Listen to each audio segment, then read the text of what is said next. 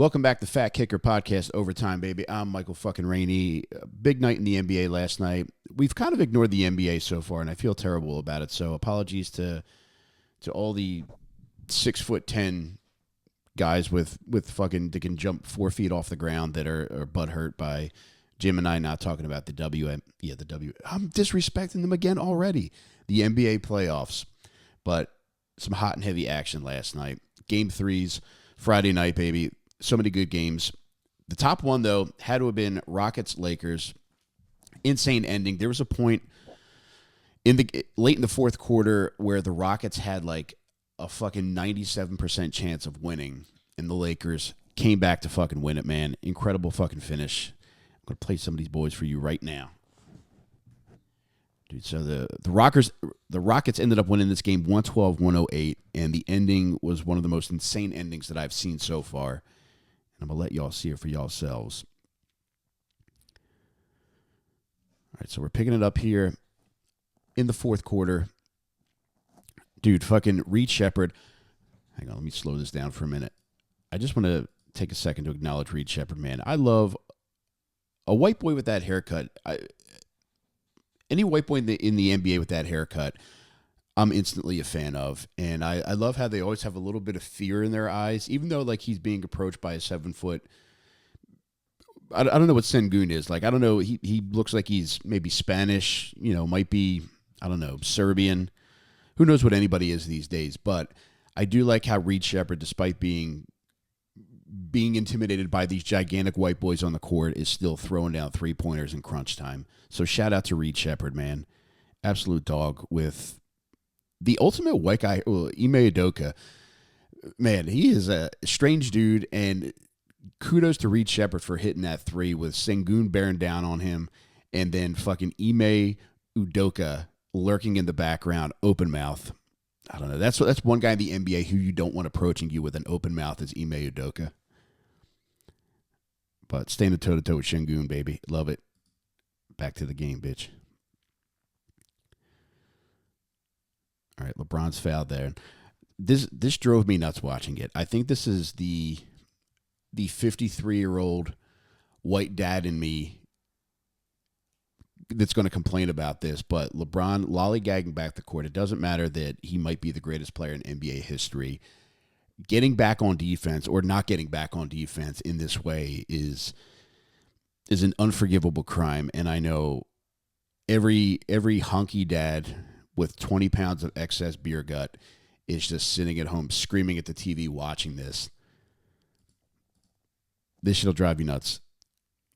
All right, the ball crosses half court. He's not even remotely close. Sengun, bless his heart, man, gets it to go. Sengun has the game of like a wounded chimpanzee. Like, when sometimes when chimps get shot after attacking somebody and ripping a lady's face off, that's how Sengun moves. But God bless his heart, man. He's still able to get it go and is able to make it work for him.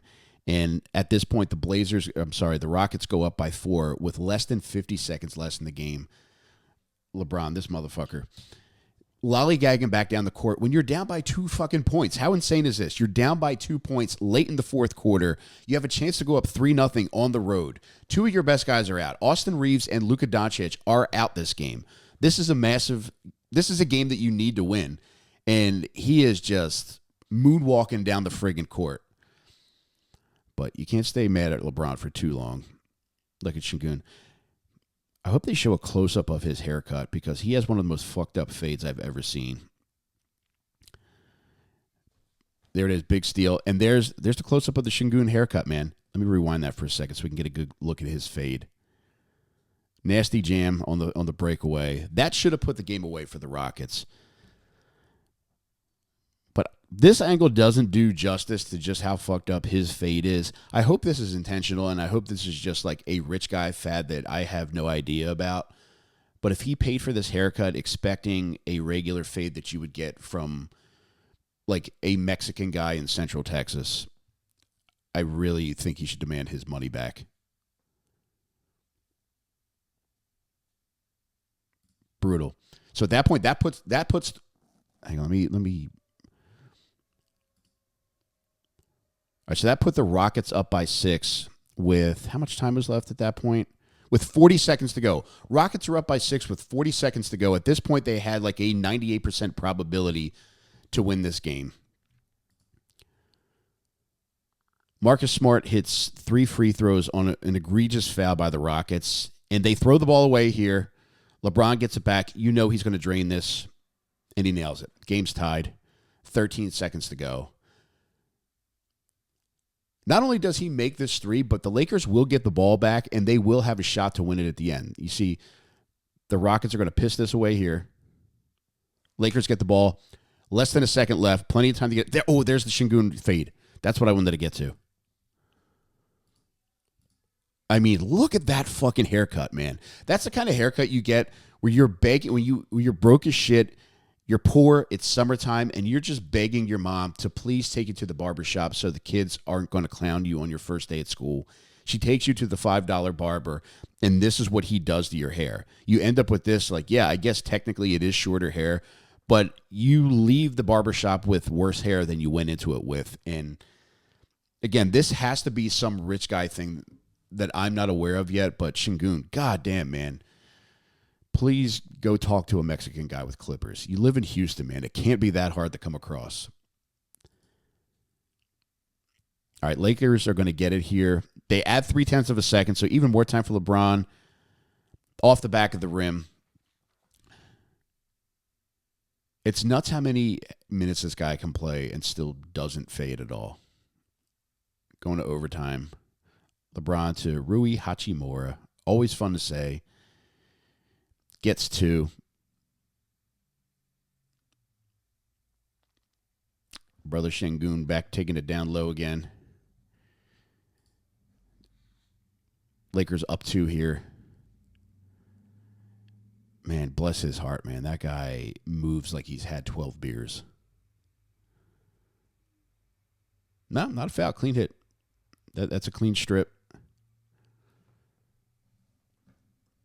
But, man, tough one for Houston, man. After this, too, I hated seeing this because Ime Udoka, this penis freak of a coach who's gotten kicked out of every town that he's been in for doing God knows what with his dirty little wiener, he called out his team, bitching them out. Let me find this quote here.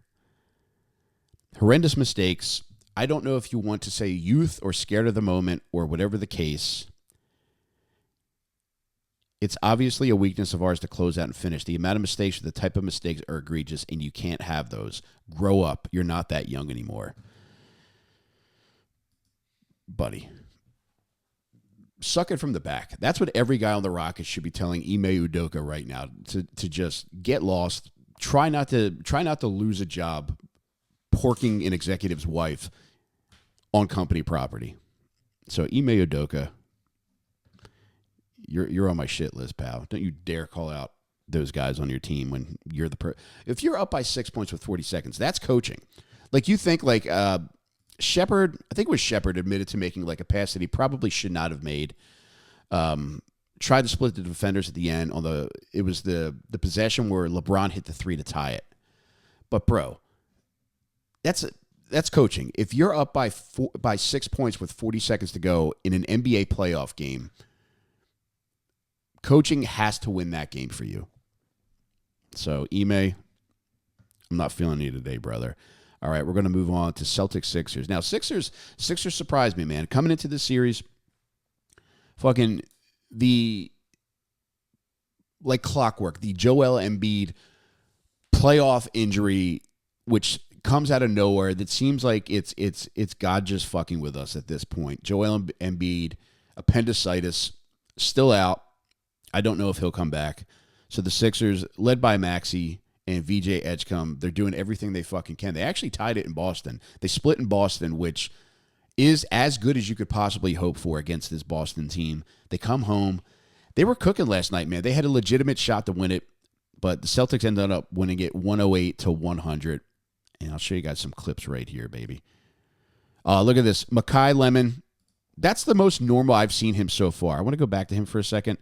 Makai Lemon looks like a normal guy here. The first time where he didn't look like he would be buying a solo ticket to go see Joker. Good for him, man. Dude, Tatum was 5 of 9 from 3-point range in this game. Amazing considering a year ago his Achilles was torched. VJ Edgecombe, goddamn, that guy can fly, man. I love this dude. I love that we have him and Maxey, man. Going to be good for a long time. Bang. Goddamn, Maxey's the fucking best guy on the Sixers. I'll say it. Fadeaway jumper, man. Dude, you could tell like how influenced he was by James Harden in his time here. Peyton Pritchard. Dude, white boys can't have cool hair in the NBA. They got to have some variation of this haircut. Look at that. Yeah, that's the fuck me up fam version in the NBA. But good for him, making it work for him.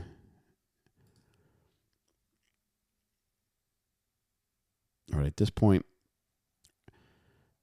dude, fucking Maxey again, big three. Sixers take the lead. At this point, though, all right, we're down to less than 4 minutes left. Celtics up by 2. Jaylen Brown, horrendous hairline. Nice jumper, though. Kicking it back out to Tatum here, and you know this motherfucker's going to make this. Nailed it. 5 of 9 on 3 for the game. Hang on. Before I watch this dagger by the Celtics, I just want to say the 2017 draft where the Sixers had the very first pick. They literally anybody they could have picked. They ended up picking Markelle Fultz, but 2 picks later, Jason Tatum was picked by the Celtics. That will haunt the Sixers forever. Other incredible dude. Who else was in there? Derek White was in there late in the first round pick. I think Derek White ended up getting picked by the Spurs. De'Aaron Fox was in that draft, but Jason Tatum, the clear prize in the 2017 draft. Markelle Fultz, God bless his heart, man, came here, just forgot how to shoot, got a cursed elbow or some shit, and just forgot how to shoot free throws. It was the most Sixers thing I have ever seen. But the Sixers selecting Markelle Fultz over Jason Tatum in the 2017 draft is going to haunt them forever. And you feel like you say that a lot about the Sixers. All right, here's another Tatum 3. We got Progeria back here. Progeria. Every girl that Drew Montana's ever slept with. That's tough. When you got a guy on the bench with no eyebrows shit talking you on your own court, that's as bad as it gets, man. But I don't know. Big win for the Celtics, man. Real fucking bummer, because there's no way that I think anybody could have foreseen the Sixers hanging this tough against the Celtics without Embiid. Yet here we are, man, and it is what it is, but that was a game you needed to have. The Sixers didn't win that game, and I don't know. You think at every game, but with Maxey and Edgecombe, you at least have a shot. So I'm not going to completely rule the Sixers out yet, but going to be tough to come back. Now down 2-1. That was a game you needed to have. And fuck, man, that one's going to hurt for a little while. All right, last game of the night. We got Spurs-Blazers. Wemby's out now. Wemby's out with a concussion. He doinked his face in the court. Game 2. Ended up with his butt in the air at an angle, which problematic. I think the league needs to address that. But he's out. And we're going to watch the highlights of the game here. Nice sweater, by the way. Analytics Wemby also backing got him a nice up, sweater on. Season 89% chance of winning. So you know what he's doing on that bench. First, the Sicko Moda center, Victor Wembanyama, going to miss this game because he sustained that concussion when he fell in the second quarter of Game 2. That's okay because De'Aaron Fox is here. 18 points for Fox and a chipped tooth for Deni Avdija. I believe the NBA dental insurance is going to get that one all fixed up. 6 assists, 2 for Fox. 6 to go in the third, 77-67. Spurs were deep. The Blazers were fucking up trailing here. most Drew of the game. Holiday, At this point, Drew Holiday playoff hit the three to make experience, it a 13-point helped lift Banner 18 in Boston. Portland. 29 points, 5 and 9 from 3. Blazers were up by as many Spurs, as I mean, there's so much 15 more than points, as a Wemby. matter of fact. But then the Spurs started So chipping fucking away. more than Keldon Wemby. Johnson hits a 3. De'Aaron Fox Spurs 12 again. and 6 without Wemby. Dylan By Harper, the way, Dylan Harper, God bless him. Dylan Harper cleans that up. Really stud fucking rookie. Last night, there was like an insane stat that he was able to achieve. He was the first rookie since 1987 to come off the bench to score 25 and 10.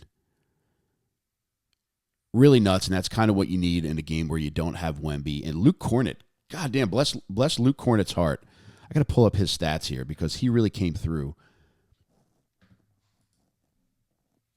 All right, fucking Luke Cornett, a guy that's averaged 6 points a game, 6.5 points a game, and has gotten, 6 boards a game. Last night, Luke Cornett had 14 points and 10 rebounds.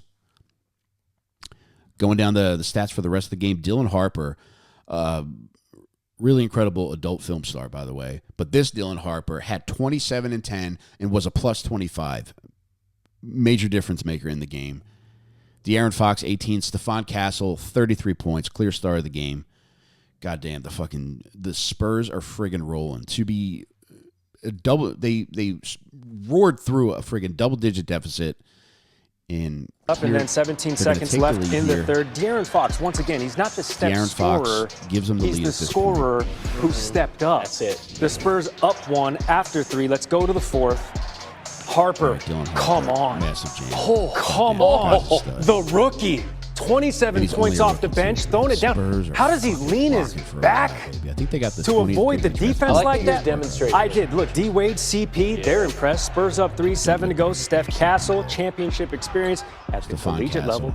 This is all part of a 10-0 run as the Spurs go up 8. Remember, it's a 23-point swing. The Blazers were up 15. Castle. Man, Spurs are going to be tough. At this point, they're up 2-1. Hopefully Wemby will be back for the next game, but who the fuck knows, man? They can get it done without him either way. But, man, solid NBA action last night. Really bummed about the Sixers not being able to pull it out. LA is cruising. If they can bang out the win in Game 4, I think they'll probably have Luka and AR back for the second round, which if you can make it through Houston, it does help that fucking KD's out with a sprayed ankle, but if they can get through Game 4 and take it and just get a little bit of a break and get Luka a few more days rest and Austin Reeves as well, man, they're going to be tough moving forward. Celtics, I think, are going to be, they're at least going to the East Finals. I love my Sixers, but I got to be realistic too. I don't have a lot of hope for them, especially with Embiid fucked up. Celtics, they got a legitimate shot this year, and Spurs are who I think they're the team that's going to win it all. So. Blazers are hanging tough, though, man. Spurs got a big one last night without Wemby, and we'll see what happens in Game 4. Hope that he's back, but if not, man, they got what it takes to get it done. But thank you guys for joining me for the Friday night NBA Game 3 recap. I hope you enjoyed it, and I'll see you next time on Fat Kicker Overtime, baby.